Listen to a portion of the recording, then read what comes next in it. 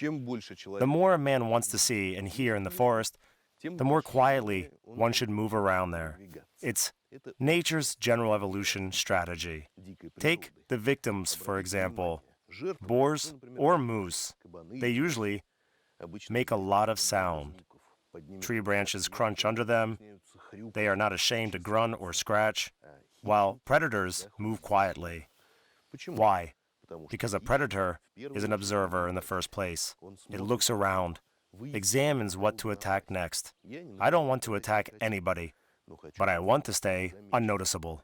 How to walk around the forest silently, that I am going to tell you now in detail. The most common and fastest way of silent moving was created by the Native Americans many hundreds of years ago. And all the concerned ones, special forces and hunters, quickly adopted this method. It is very easy to learn it. You have to place your feet not the usual way, toes out, yet strive to move placing feet parallel. The noise is reduced to a minimum. Well, for more advanced forest goers, there are more serious methods and more serious techniques of noiseless walking. Well, firstly, under no circumstances should you put your foot down immediately. You have to think, to listen. If anything crunches under, and only then should you make a step. You have to walk as if you are rolling the outside of the foot over the ground, while all of your weight is on the standing one. When you make sure there's nothing to crunch, you move your weight forward. Nothing crunches. Moving the weight, rolling, nothing crunches. Because if you step as usual here, a twig, and you feel that it's going to crunch, you have to find another place and roll there. Nothing crunches. Moving on. In the beginning, when you learn, it seems very slow.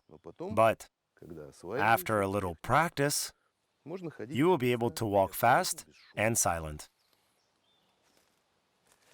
Well, talking about tactical walking, let me tell you how to climb over such fallen trees.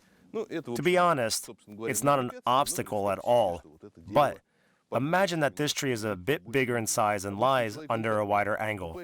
What would an ordinary man do? One would step on the lower part and throw a leg over. This is completely wrong. You have to act differently. Imagine that you've been walking for 20 kilometers already. You've got a heavy backpack, and if it's a war zone, then a rifle on the chest. It's raining, all the clothes are wet. It's unknown how much more to walk. You gotta save energy. So you put your leg on the higher part of the log, sit down on it, hands free, and then throw your leg over. There, then you don't waste energy. Don't make your organism, your coral muscle, to lift such weight several times.